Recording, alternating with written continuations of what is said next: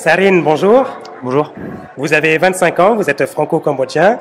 Alors, pour être honnête envers les auditeurs, nous nous sommes rencontrés il y a 12 ans, je crois que c'était à Bron, dans la banlieue lyonnaise, pour une démonstration en khmer, on dit « el bokatao ». En français, on dit « Bokator. C'est comme ça qu'on essaie de commercialiser les choses, donc on l'appelle Bokator. Alors moi, j'ai découvert ce sport à cette occasion-là. Et depuis, c'est un sport qui s'est beaucoup développé.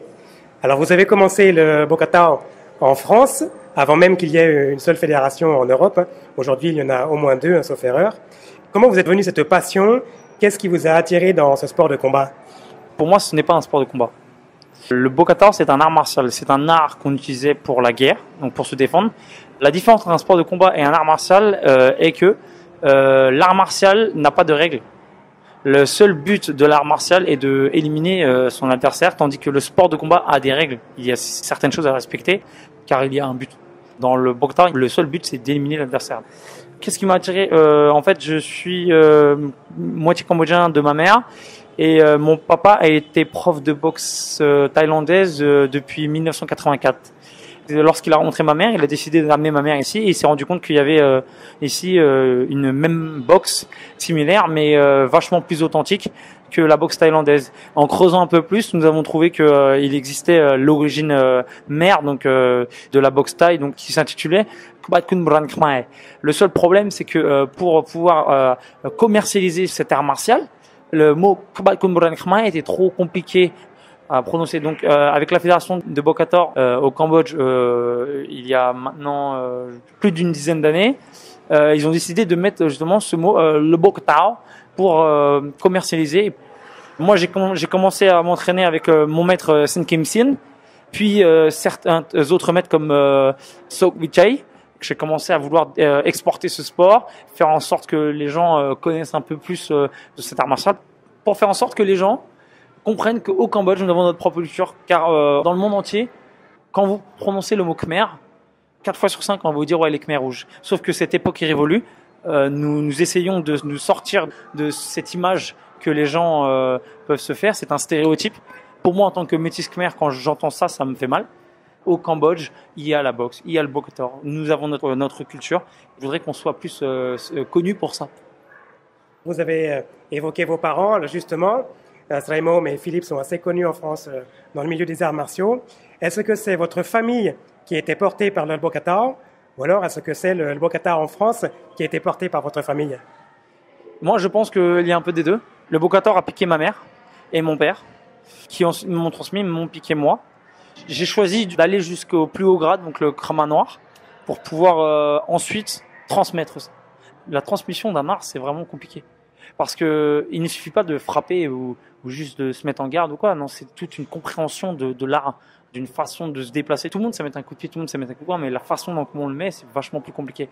Et mon amour pour mon côté maternel, mon côté cambodgien est plus dans le besoin que mon côté français. Donc tout mon amour en fait pour ma culture khmer m'a porté et ont porté mes parents. Car mon père, étant amoureux de ma mère, follement amoureux de ma mère, la seule chose qu'il voulait, c'était développer un maximum son pays, tout ça. Donc je pense que c'est un peu des deux. Je pense que le Bokator nous a porté, nous avons porté le Bokator aussi, avec tous les gens qui ont pu nous aider, comme l'école Khmer de Bron, qui ont toujours été là pour nous soutenir. Je dis l'école Khmer de Bron, mais il y a tellement d'autres personnes, comme l'école Khmer de Cergy aussi, qui nous ont toujours supportés. Bussy Saint-Georges, qui ont toujours fait en sorte qu'on fasse des démonstrations, qu'on fasse connaître cet art envers les Cambodgiens. En France, parce qu'en France, les Cambodgiens ont tendance à oublier leurs racines, leur culture. Je pense pas que c'est une erreur, je pense que c'est une action maladroite. Le Bokatao est un sport qui est de mieux en mieux structuré. Il y a des championnats d'ailleurs. Quel est votre palmarès? Quel a été votre parcours dans ce sport jusqu'à aujourd'hui? Alors en Bokator, j'ai qu'un seul combat, c'est tout.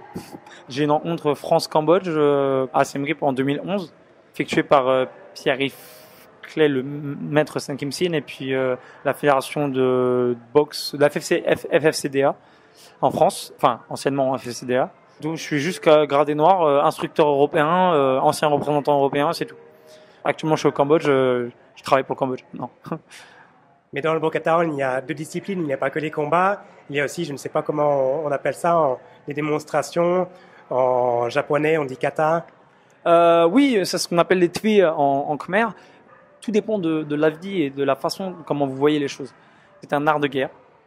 Donc c'est un art où on doit être particulièrement dangereux. Ça veut dire que si vous êtes amené à faire ce sport, vous êtes considéré comme une arme.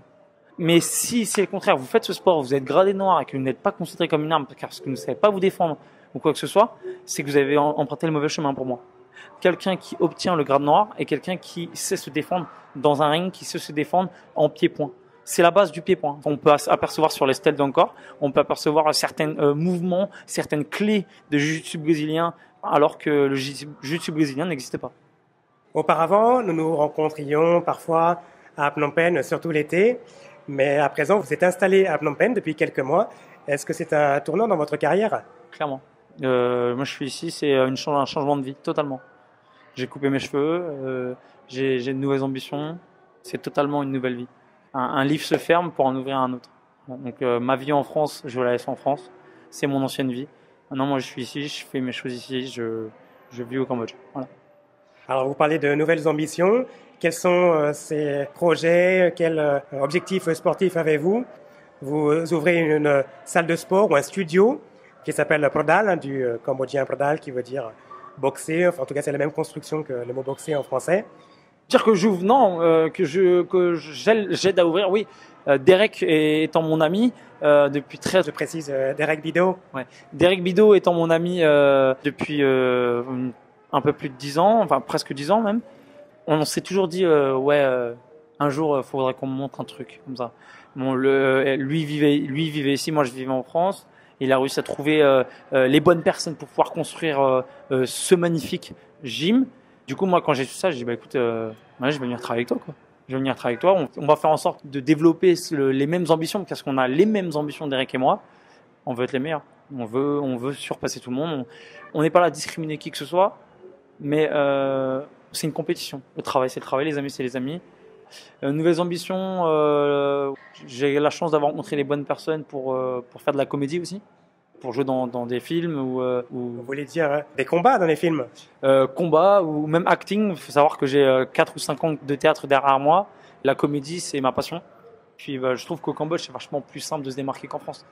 J'ai eu la chance de rencontrer Loïté, le célèbre et prodige, parce que pour moi c'est un prodige, réalisateur de Jailbreak, qui m'a mis dans là où il travaille dans son film The Prey, qui sortira en janvier 2019. C'est quelque chose que je voulais faire depuis longtemps et j'espère que ça va continuer. Bonne chance dans votre nouvelle carrière, Saren. Merci beaucoup. Yann, arrondissement de Tulkok, thmaithmai.com.